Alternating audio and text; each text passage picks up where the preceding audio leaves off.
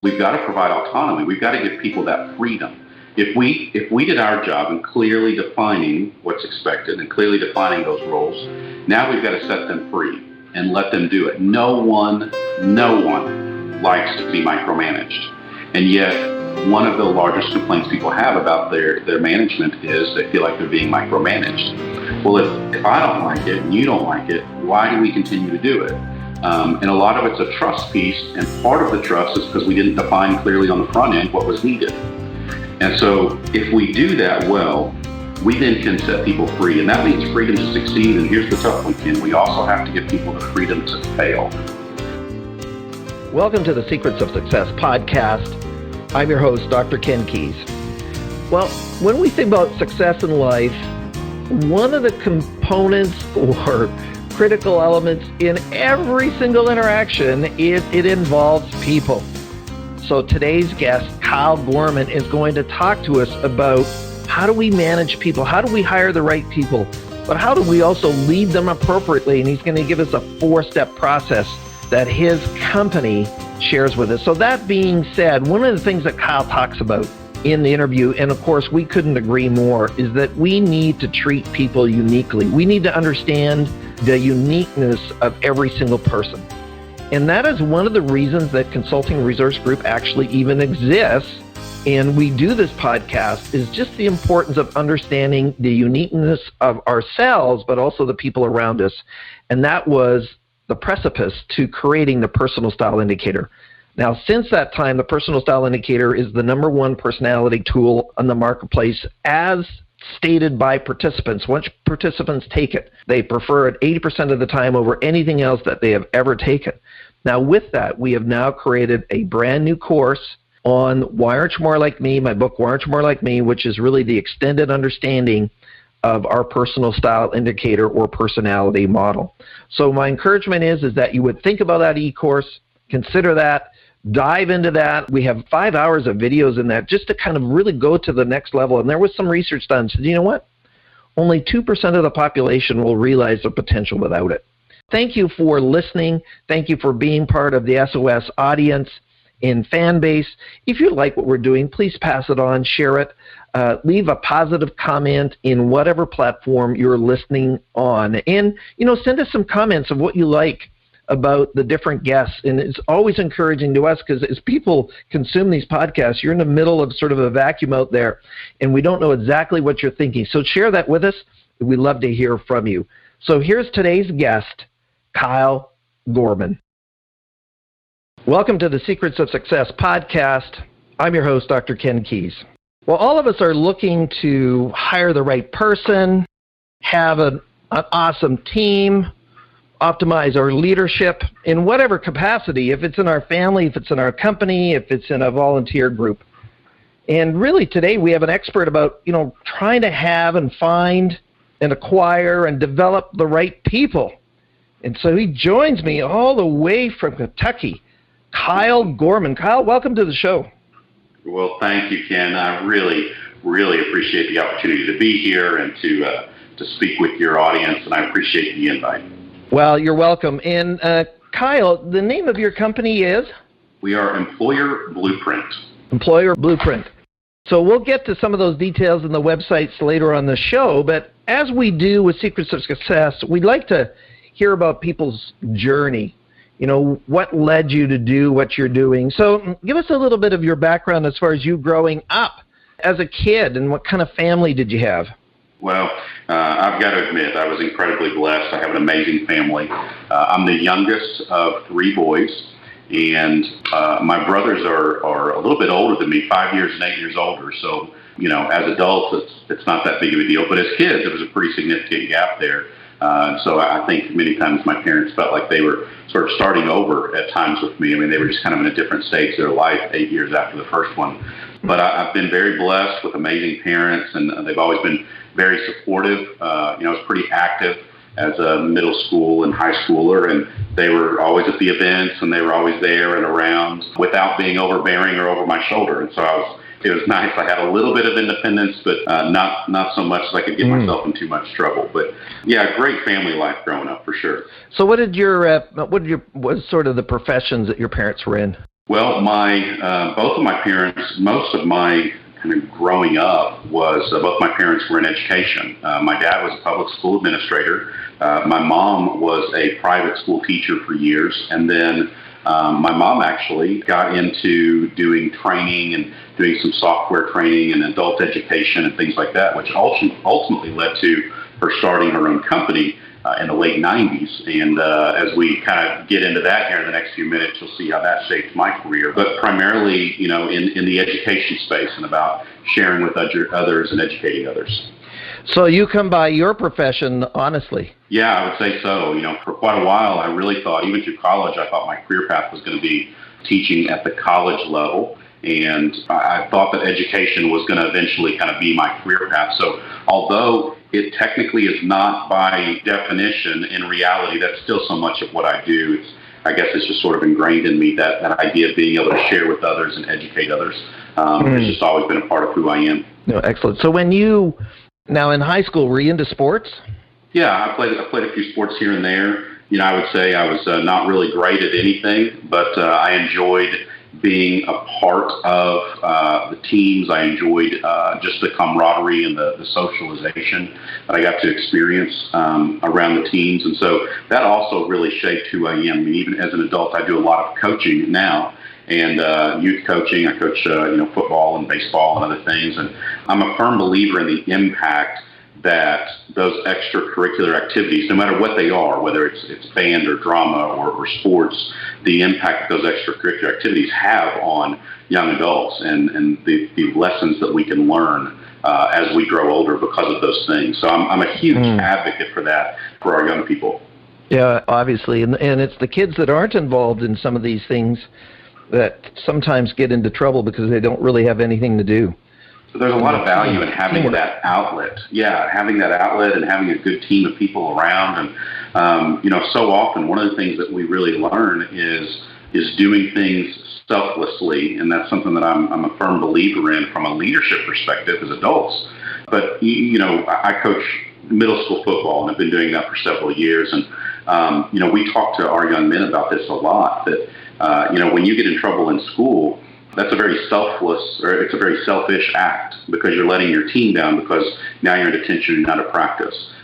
When you get mad at someone on the field and you push someone or you make an illegal hit, it's a very selfish act because you're allowing your emotions to get in the way of what's best for the team and the people around you. And so being able to teach people the impact that our actions have on everyone else around us is so critically important. And we learn a lot of that through, and again, the same thing. You look at marching band, you're out of step one place, it impacts the entire performance. Drama, you forget one line, it impacts an entire performance. So, yeah, I think it teaches a lot of selfless behavior when we're part of these other activities as young adults.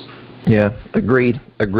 So when you went to college, did you sort of head down this pathway of being trained as a teacher? Well, so my degree was actually from day one, I was in organizational communication. I didn't really know exactly what I wanted to do, but I loved communication, and I knew I kind of liked business of some sorts. And so I was in organizational communication, but I did actually start taking classes to head down the path of education, and at one point thought that's what I was going to do.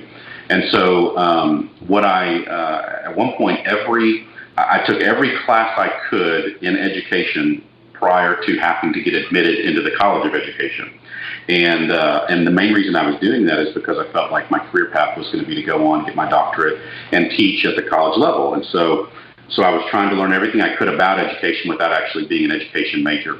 And then the semester before I graduated, I met this young lady, and there was just something that made me think that this was going to work out. And so my entire career path changed. And fortunately it did. We've now been married 14 years and have 4 kids. So fortunately I made the right choice there, but it really kind of shifted me. And so from that point, I kind of switched gears completely into more of a business mindset instead of an education mindset. So what did the relationship have to do with changing your sort of career direction, you think? Well, so my plan was I wanted to go down to, so as you had mentioned in the intro there, I currently live in Kentucky. I actually grew up in Indiana, went to school in Kentucky, went to college in Kentucky, and met my wife there. And she wanted to stay close to home. And my plan was to go to Texas, and I wanted to study at the University of Texas in Austin. And so knowing that that was not the path that she was interested in, really, again, just one of those things that recognized very early on that this was a very serious relationship and had a future there. And so I had an opportunity, the company I was working with, to kind of work my way through school, had an opportunity to transfer with them to be closer to her hometown. And so I took that transfer and kind of took that opportunity, and just kind of through that shifted gears very quickly and said, okay, I need to maybe find a different career path, because this relationship to me was more important than that journey that I had considered. So it really did kind of shape the future for me big time over the coming years. For sure. Well, a couple of things that come out of it. First of all, you said the company that you're working with, what were you doing for the company? What was the job? Well, I was in retail, and I was fortunately able to, right after I graduated, transferred to this other store with a national big retail chain. And right after I got to the new store, an opportunity came up to get into their management team. And so fortunately, I, again, just feel kind of blessed because I know there were other people that had been with that store a lot longer that applied for that position, but I was able to take on a management position there. And a couple things I learned. One is that retail is not for me, but I really learned a lot about just kind of these fundamental principles of management. You know, I in that environment, I managed people that were my age, and at that point I was fresh out of college. So I had a team of people that were my age up until people that were literally my grandfather's age. And so figuring out as a 24-year-old, 23, 24-year-old kid, how to manage and lead in that environment was a real challenge. But I took it very seriously because I'd always felt like my skill was much more in management than it was any particular industry. And so I knew retail wasn't for me, and I made the shift from there over to a different environment. But I really learned a lot in my short time in that retail management role. Okay, I'm going to come to that learning in a minute, but I want to just back up. What lesson could you, we're thinking about the SOS listeners, Secrets of Success listeners. What would you say to individuals who have these crossroad decisions between, okay, I want to follow my life dream to get my doctorate, teach at university, and then I have the love of my life, which now, of course, you have 4 kids. How did you separate the two where both of those were obviously important to you? What would you say to the listeners as far as how did you process that to determine what decision to make? Yeah. Gosh, Ken, that's a great question, and I don't know that I've ever thought about it. I would say at that point in my life, I was probably too young and naive and stupid to even process it as much as it was I was following love. I'm sure there are a million other stories out there of people that did the same thing and it didn't play out like mine did. So I don't know if there's a right or a wrong. But I will say this, I think this is the overarching theme for me in much of what I believe and even what I teach others is relationships are so incredibly important in our life. And whether that is the relationship like I have with my wife and with my kids, or the relationships that I have with my team members, my colleagues and peers, when in doubt, trust relationship. And sometimes that's a hard thing to do because we've all been through situations where we don't feel like we can trust people anymore. But there's so much value in life and relationships. And I think especially as I get older, and certainly as I have an opportunity to speak with mentors who are even at greater stages in their careers than I am, it's usually the relationships that they've created along the way that have really impacted them more than something that they've been able to kind of mark off on their resume. And so again, it's hard for me to sit here and say, well, if given the two, you've got a career path and you've got a relationship that you think may work out, that you've got to go with relationship. But I will say, when in doubt, we can learn so much. There's so much value in the relationships that we build in our lives over the years. For sure. You might or might not be aware of the Harvard study that just came out last year, Kyle, that said the number one contributor to longevity was loving relationships. Mm-hmm.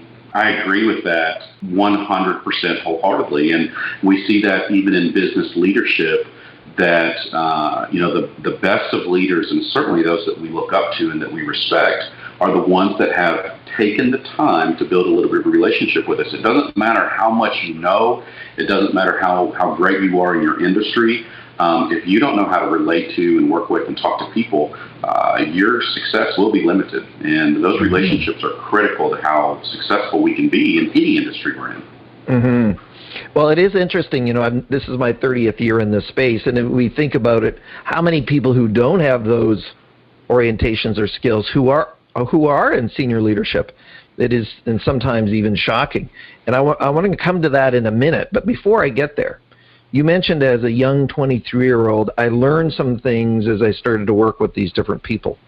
At that young age, what were some of the things that you picked up that you want to share with the audience?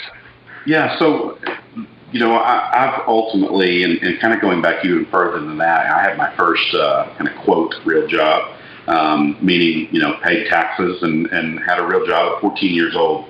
And I remember even then looking at certain supervisors. I was a lifeguard at a big theme park. And I remember even then, thinking, there's certain people that I like working with, and there's certain people I don't like working with. And generally it's the same. Generally it's all of us, if I'm talking to 5 lifeguards, we could all point to the same one person that we all like working with and the same one person we don't like working with. And so I guess my mind had just worked a little differently in that I wanted to understand why. What were those characteristics? So I didn't like to take those things at face value, but I wanted to understand what it was. And as I went through high school and was in college and did the same thing. I always had a job, and as I was working, I always wanted to understand what is it about this person I like and this person that I don't. Why does the team respect that person and not respect that person? And so that was always more of a focus for me, really, than anything, is I felt like that leadership quality, and of course, back then, and not that it was that long ago, but 15, 20 years ago, the space of leadership is not really what it is now. Where everybody's talking about that and the need to lead. We were still just kind of coming off of that bubble of you follow someone because they have a title, not because they've actually invested in you. And what I learned when I was in that retail environment and I took over management, one of the biggest things that I learned was the need to treat each person as individuals. That I had to have some like a fundamental management style. But one of the key components to that was understanding each person is unique. And so I can't just say, I'm going to treat every person the exact same way. And so to that point, I had a couple of people that were working with me that were my age and wanted my position and wanted to kind of follow in that same space. And then others that were literally my grandfather's age. And I had to treat them differently. I couldn't just have a blanket approach to everything that I said and the way that I communicated to them. And that was a really valuable lesson that I sort of recognized, but actually got to put that into practice in that environment and how I communicate with people and how I had to think about them differently and treat them unique to their individual personality and their life circumstances. Yeah, as a company that has assessments in emotional intelligence and personality, we get that, Kyle, completely. And it's interesting, the word emotional intelligence or social intelligence or personal style intelligence now is foremost and cannot be conscious and aware. And there's a colleague, Tasha Yurick, who wrote the book Insights, New York Times bestseller just this last year. And she really talked about self-awareness being the meta skill of the 21st century. So you showed, even at your young age, curiosity to kind of figure it out, to pay attention, to even notice. But I suspect there were other managers around you who were completely oblivious to this concept. Well, absolutely. And again, as someone who was curious about that, as I kind of grew into my own a little bit, I think I even had a greater understanding then, could really maybe pinpoint the characteristics to say, I know exactly why no one wants to work with this particular person. I was able to kind of pick out some of those characteristics. And that being a big one right there, like they have no idea the way they're coming across whenever they say something to someone. I think one of the other big challenges that especially entry-level supervisors and managers make, but we see this with very high-level leaders as well, but especially in this entry-level space, I think sometimes we tend to forget what are we trying to accomplish? And what I mean by that, Ken, is I actually just had a conversation the other day. I was headed into the grocery store, and I saw a young man that I had coached football, and he's now graduated high school. And I said, hey, how's it going? How are you liking it here? And he's kind of going into this story about a couple of the managers there. And he talks about this one in particular, and he said, they come to us and they say, hey, you need to get outside and you need to get these carts, you need to get them inside. I need that done right now. And he said, gosh, we just hate working for that person. And he said, now, we've got this other one, and he names the person by name. And he said, I don't have any problem going out and getting carts for that person. But whenever they come to us, they say, hey, would you mind coming and helping me? We've got a lot of carts out in the parking lot. We need to try to get them in. Would you mind running out there and just taking 3 or 4 minutes to bring in a few carts? I'd really appreciate that. And it's amazing. The end goal is the same between those two people. We need carts picked out of the parking lot. Now, you can put whatever end goal you have in there, from a multi-million-dollar deal down to, picking up a piece of trash on the ground. End goal is the same. The way that you communicate that to your team is completely different. And that's what makes the difference as to whether they want to help you, work with you, be around you or not. But you have to have that self-awareness to understand, here's my end goal. What's the best way to communicate that to get somebody actually to do what I'm asking them to do? I think that's one of the big things that makes the difference between a really good leader and someone that just happens to have a title in an organization. Yeah, and a lot of people don't even know that they don't know that they don't know. So they're just unconsciously incompetent, which of course that ranking or vernacular has been around for years. So thank you, Kyle, for that. Now, with that, you are in this position. What happened after the national retailer?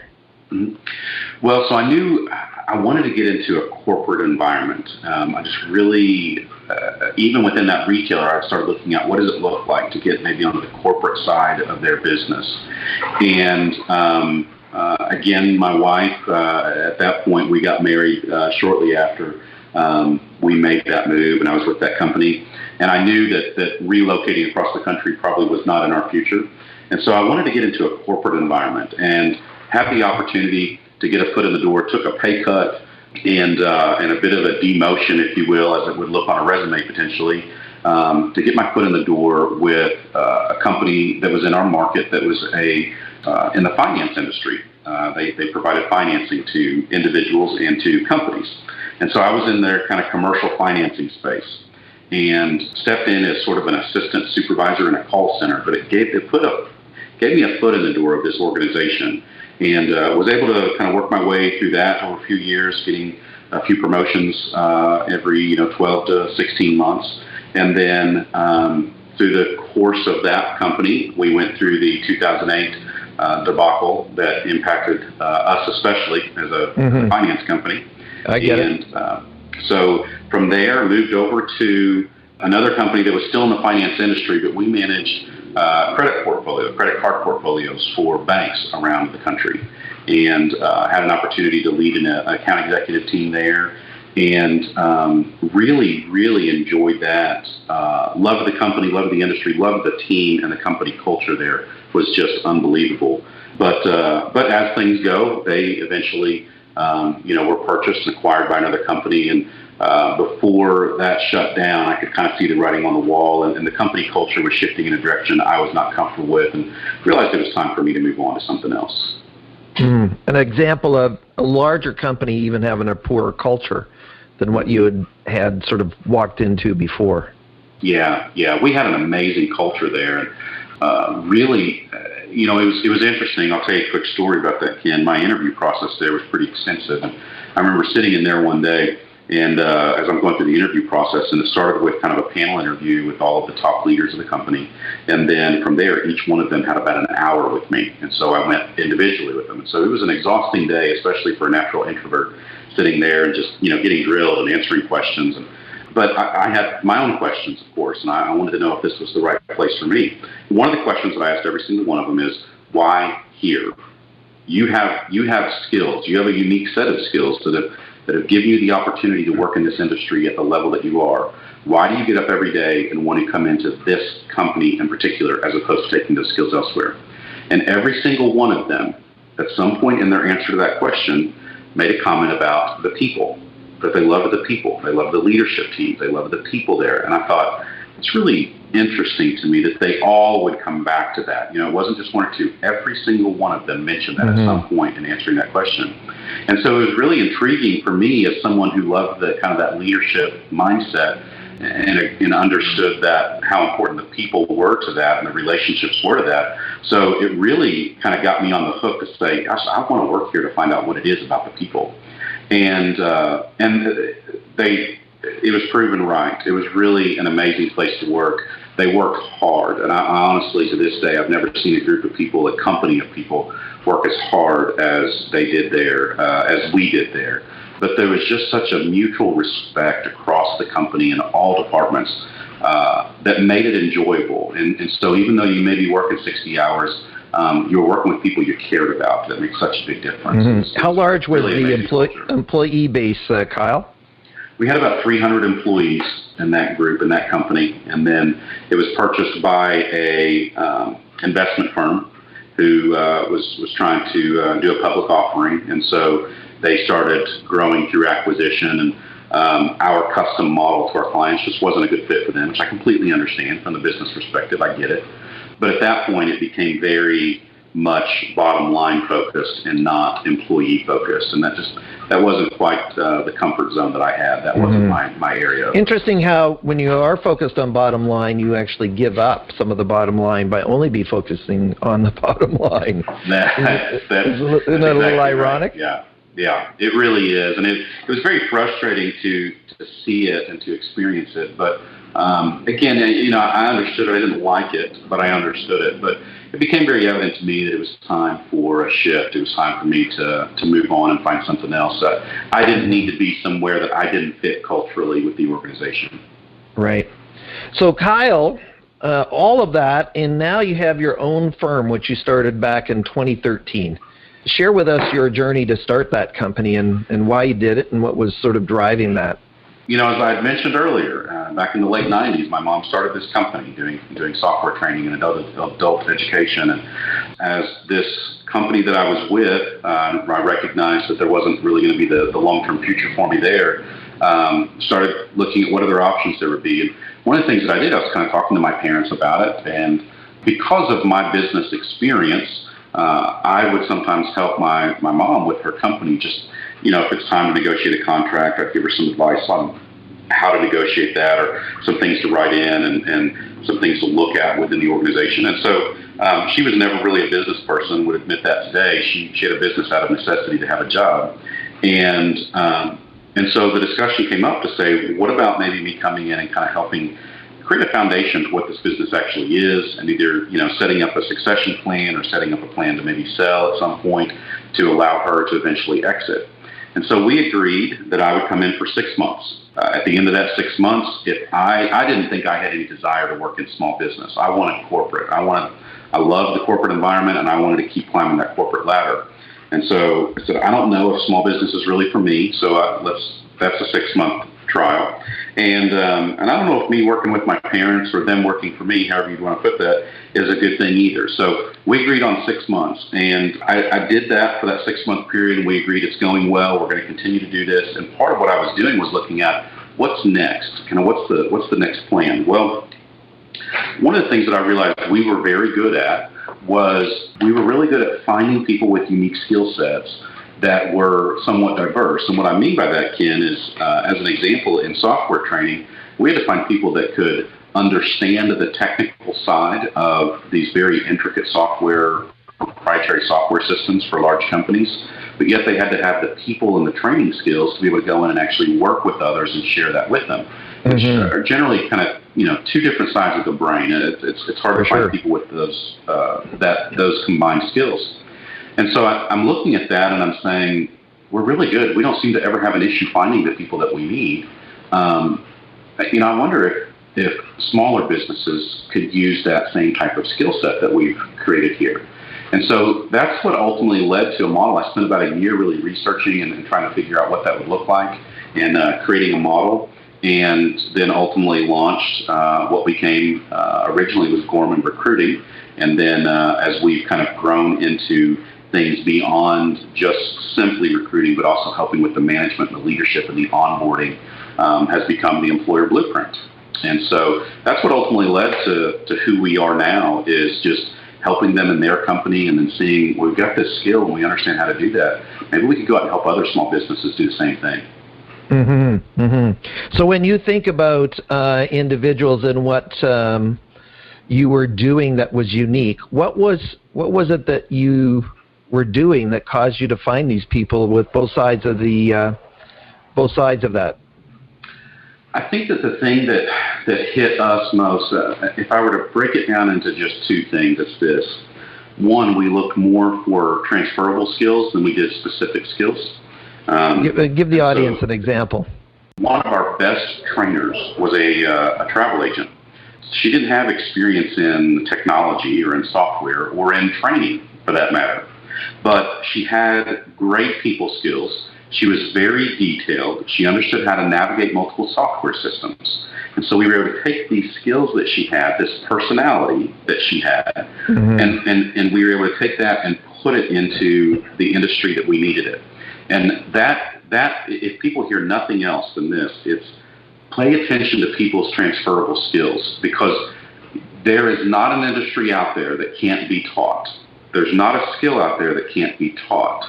But we oftentimes overlook people in that interview process or in that vetting process, because we look at their resume and we say, oh, well, they don't have any experience in the industry. And so we move on from them. But really, they don't have experience in the industry, but look at the skills that they do have. And I'll give you another real quick example. This has happened in the recruiting space specifically. One of our clients is a small kind of local retail company. And one of the people that got hired with them had worked front desk at a gas station for 5 years. And they were a little concerned when we brought them. They said, what skills does this person have? Well, as we got to know this person, one, she spent 5 years at a gas station as a clerk. That shows some commitment, because it's not exactly a glamorous job. But the other thing was, she had some amazing relationship skills, because she worked mornings, and so she had these really good relationships she had built with the regulars that were coming in, and she got to know the things that they liked and didn't like, and she built these, she would have these conversations with people, and so she was able to build relationships in a 30-second interaction every day. That's not an incredibly easy thing to do. And so when we took that skill and we transferred it into this retail environment where they were a very relationship-oriented sales model, it worked swimmingly, because she was able to come in and do the same thing. They come in, a customer comes in, and you've got about 60 seconds to build a rapport with them before you're going to sell them a $1,000 piece of equipment. And she was able to do that. And so it's looking at those transferable skills. What is it about this person that we can take and adapt it to our company? And so that's the first one, those transferable skills. And then the other is the personality. And our to this day, the focus of our vetting and interview process is we want to know who they are. What's the personality? And is it going to fit well with an organization? Because anybody can match a job description to a resume. But we want to match a personality to a company culture, because that's where you find long-term success. And that's where employer and employee are going to be most satisfied in the decision. Absolutely. Absolutely. When you think about your system now, one of the things you talked about in your submission was around the 4 principles that leaders really need to embrace. What are some of those principles, if you want to share that with the audience today around? And when we think about leadership isn't just in the business context. I mean, this has to do with volunteerism, and it has to do with personal relationships at home as well, as a parent, as a significant other. What are those 4 that you really have distilled down that you feel that are important? Yeah, and I want to mention that comment that you made there is spot on. These 4 principles, put it in any aspect of your life. Think about it as a parent. Think about it as a volunteer. Think about it as a coach. Think about it as from a business perspective. The 4 principles are the same. It's how you adapt them is going to be unique. But basically, we break this down into these 4 things, and they're in order for a reason. And we talk about definition, autonomy, sociability, and recognition. And so whenever we look at definition, basically what we're saying is we need people to understand what success and failure look like. We need to understand how they fit into an organization. They need to understand how to get there. Like, what's the roadmap to be successful? And so from a business perspective, we want them to know this is your high-level role, and then we're going to break that down a little further and say, this is what success will look like if you hit these metrics. This is the roadmap to get there. We're going to create some goals for you. And then these are the repeatable actions that if you do these things every day, week, month, whatever they may be, that you're going to be able to hit those goals and therefore be successful and therefore fulfill your role. But so we want to define what that looks like. And to your point, you can easily put that into parenting. If we don't tell kids what's expected, then why are we surprised when they fail our expectations? And the same holds true for people in our business. If we don't define for them what's expected and what success looks like, how can we be surprised when they fail to meet those expectations over a period of time? But the next piece of that is we've got to provide autonomy. We've got to give people that freedom. If we did our job in clearly defining what's expected and clearly defining those roles, now we've got to set them free and let them do it. No one likes to be micromanaged. And yet, one of the largest complaints people have about their management is they feel like they're being micromanaged. Well, if I don't like it and you don't like it, why do we continue to do it? And a lot of it's a trust piece, and part of the trust is because we didn't define clearly on the front end what was needed. And so if we do that well, we then can set people free. And that means freedom to succeed. And here's the tough one, Ken. We also have to give people the freedom to fail, because that's where the real lessons are going to be learned.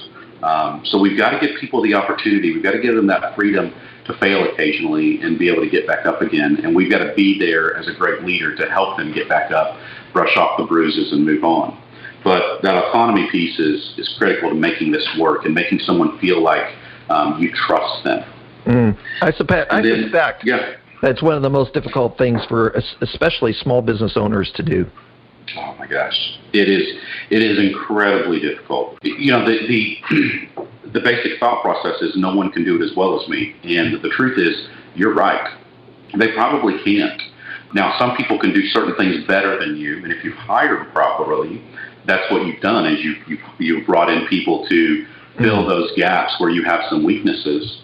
But my thought is always this: if someone can do something 80% as well as you, let them do it, and then you go do something else that's a high value for your organization. And so for small business owners, this is an incredibly difficult thing, especially if they bootstrapped. If they started this thing from nothing, it's hard to let these pieces go.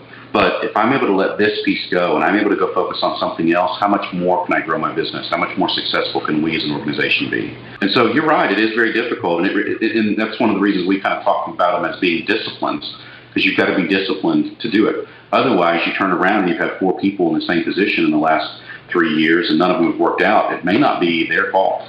It may be yours because you did not set them up to succeed early on. I remember I was a consultant to the auto industry for a decade, Kyle, and there was this one dealership had a 200% turnover in the sales team. And I finally went to the dealer principal and he says, there's only one consistent element of this whole picture. That's right. That's you. That's right. And so you're a terrible, terrible boss. So I get that. And I'm shortening an hour-long conversation into that comment. Yeah. So if I have definition, which is interesting because we have another model called expectation management, and clarity up front is so important. Autonomy, or giving people, the opportunity to kind of engage. What's number 3? So number 3 is sociability. And this is one that people don't oftentimes think about as a leader because we look at those tangibles. Autonomy can be a bit of a tangible in that we're making an intentional effort to kind of step back, but sociability is very intangible, but it's so important to our overall health and satisfaction. And basically, that goes back to that relationship thing that we talked about earlier. It's one of the key principles that we have to focus on. As leaders, we not only need to tolerate it or accept it, I believe we need to engage in the sociability of our workplace. And what that means is, using the kind of proverbial water cooler conversation, we don't just walk by that water cooler conversation, roll our eyes, and move on. It means we actually go engage in that conversation. And, Ken, you probably know this better than most. Studies and research have shown now that interaction, that social interaction, even a 5-minute social interaction has greater benefits to our mental health and our satisfaction in the workplace than a 15-minute break, even though that's sort of the quote, the standard. I'm going to give you a 15-minute break. Well, a 15-minute isolated break is not nearly as beneficial and refreshing as a 5-minute social interaction. And the other thing that this does, and this is why I think it's so important, and it goes back to that corporate environment that I was telling you about, where people just really loved working with each other, and it was such a team environment, is because if I know, if you and I have built a relationship in the workplace, and I know who you are, I know about your family and your kids, then whenever there's a problem or an issue, it's not a burden to me to help you. Now I'm doing it because I like you, and I appreciate what you do for us in our organization. I'm helping a friend. I'm not just filling in for a colleague. And so it creates a cohesiveness in the work environment that we can't get without those relationships. And the same holds true for the leader in the organization. If they have engaged and they really understand who these people are and they built a relationship with them, then when they are performing their role, they're not just doing it because that's what the boss told them to do. They're doing it because they understand and respect the leader of the organization and they want to do what's right by them. So this sociability component can be a difficult one because it feels unproductive. But in reality, it's incredibly productive over the long term by building these healthy relationships in the workplace. We have a leadership skills assessment, Kyle, and there's 2 sections in it. Or there's 5, but there's 2 that really link into this. One is interpersonal skills. The other one is really coaching and counseling skills. And it's interesting how few people actually have this emotional intelligence, or even this component of being likable, right?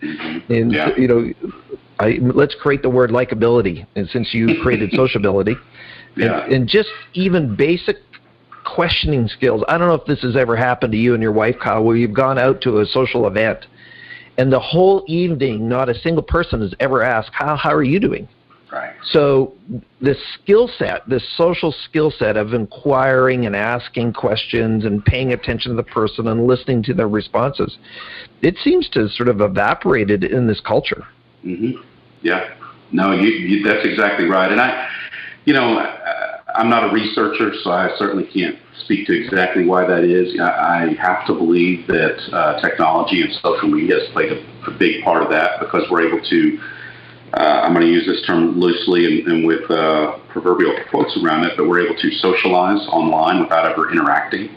And I think that's played a key role in that. I think we sometimes forget how to socialize, and we forget how to have empathy and compassion for other people, because everything we see about other people is distant. And so it becomes difficult for us to really engage with other people. But, you talk about a way to decrease turnover. I mean, that's an amazing way to decrease turnover. If people in the workplace have relationships with each other, then whenever they have another opportunity to go make an extra $10,000 a year, they're not just leaving for $10,000 a year. They have to leave the people that they know and love and care about, and then go to this great unknown of people they don't know. Well, there's some loyalty that comes along with that. And the same holds true for the leader in the organization. There's that loyalty because, well, this person cares about me. They really helped me out in a trying time. We didn't know about the trying time unless you built a relationship with them. Well, I forget what the actual percentage is, Kyle, but there is a correlation between, if I have a good friend in the company, the likelihood of me staying is highly increased, and I just forget what the number is. But like you said, relationships are important, and they affect us. Yeah, I don't remember what that percentage is either, but you're right, and that's one of the that's a very kind of standard question in job satisfaction surveys. Do you have a best friend at work? Do you have someone that you can confide in and talk to? Yeah, that's incredibly important. But where it becomes difficult for leaders is when they experience that interaction. And this is one of the reasons I say engage in it. Don't just accept it and tolerate it. Because imagine this scenario, and again, I'll go to that water cooler concept, but people are standing around at the water cooler, the coffee maker. They're standing around in somebody's office on a Monday morning, and they're shooting the breeze about their weekend. Well, if you just walk by and roll your eyes and move on, well, you're just a jerk that went on into your office.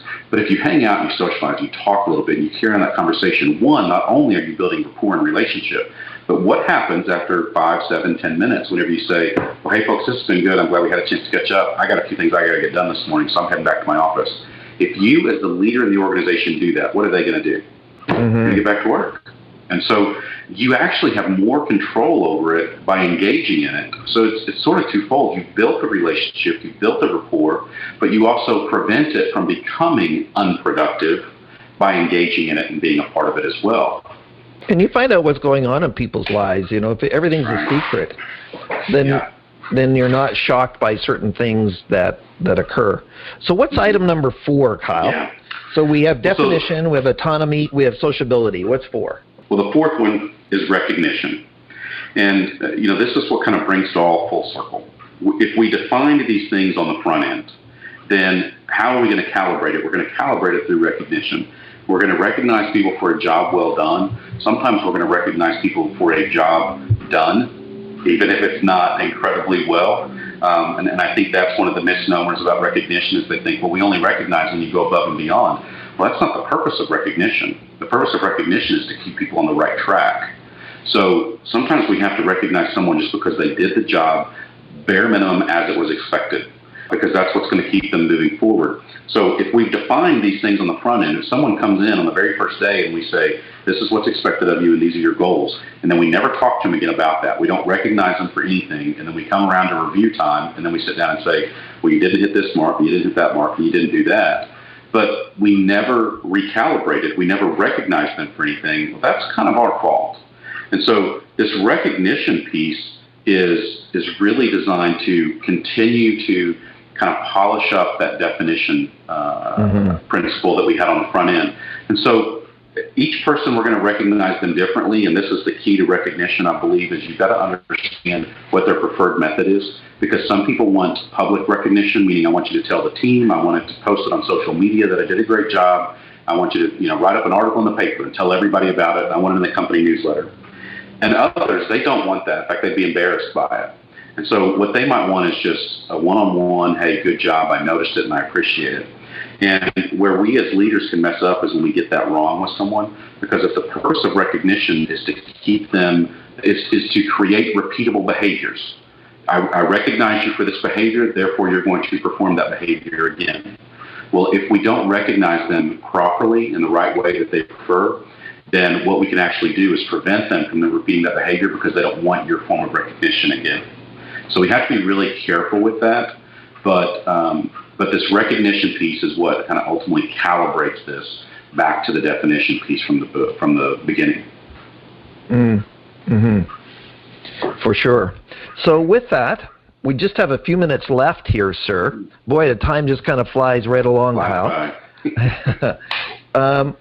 If you were to kind of summate and just have a summary of a couple of things both people do and don't do that would really kind of bring it together in your experience now having your company for a few years that you see out there. And before I go into that, just to make sure that people find out how to contact you, what are your sort of contact websites, Kyle? Well, you can check out our site, employerblueprint.com. You can also check out some information at kylegorman.com. That has some specifics about some of the things that I coach on, or if you're looking for someone to speak at an event that you have coming up, I'm happy to entertain that as well. So those are the two main places, employerblueprint.com, kylegorman.com, and obviously I'm on all the social media sites. I'd love to connect on LinkedIn. I share a lot of resources there. And then our podcast is employerblueprintpodcast.com. And of course, we're also on iTunes and all of the normal places. Wherever you happen to get your podcast, we're there as well. We're able to kind of share some information on team building and company culture and scalability and things like that. Okay, awesome, Kyle. Thank you for that. So, Kyle, if you were to just kind of summarize all this wisdom that you've acquired over the years and start thinking about what people should do or not do beyond what you've shared already with the audience, what would that be for us? One thing I would think that is important for people to understand, and this is kind of back to the talent acquisition space where we fall. I touched on it earlier, but hire people that don't do what you do. I think one of the biggest mistakes I see, especially in the small business world, is people want to clone themselves, and they'll come to us and say, I need another version of me, and you really don't. That would be terrible for your business. You need someone that complements your weaknesses. And so be very mindful of that. Don't go try to find people that are exactly like you. be self-aware enough to recognize and understand where your strengths are, where your weaknesses are, and then look to identify people that can complement those weaknesses. That's a big one. And then the other piece that I think I can't discuss is that autonomy piece. When you bring in good people, if you make the right hires and you bring good people to your organization, set them free. Let them go do their job. And if it's not exactly the way you were doing it, just because it's not the way you would do it doesn't mean it's wrong. It just means it's different. And so let people go do the job, and you'll be amazed at what people can accomplish when you give them the opportunity to accomplish. And so those are the two things that haven't really talked about here today, but I want to make sure people understand as they leave here, because it can make such a huge difference in our personal success and our freedom as business leaders by being able to do those things, hiring the right people and then setting them free. Wow. Well, our time's already up, Kyle. Where did it go, eh? I know. It flies by when you're having fun. Well, Kyle, thank you very much for spending the time to be on the show with us today. Absolutely. Thank you again for the invite and the opportunity to share with your audience. I hope that they take some good information and were able to reflect on it, but thank you so much for the opportunity. Oh, you're welcome. Well, SOS listeners, and when we think about success in life, the 4 steps that Kyle's talked about, those are critically important. I mean, are we clear? Do we have a definition?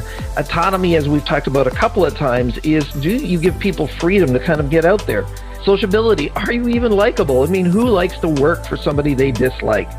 And recognition, do I spend the time just kind of acknowledge the effort and work that an individual has done? So as always, if you like what we're doing here at SOS, please share, pass it on, let other people know about it. Leave a positive comment on any or the platform that you're listening on. Thank you for listening to Secrets of Success podcast. I'm your host, Dr. Ken Keys. Thanks for exploring the secrets of success with us. If you want to keep the momentum going, log on to crgleader.com. Scroll to the bottom and sign up for our inspirational emails. You can also take your success to the next level by following us on Facebook and Twitter and connecting with Ken on LinkedIn. We hope you have a great week and look forward to you joining us next time for the Secrets of Success podcast with Dr. Ken Keys.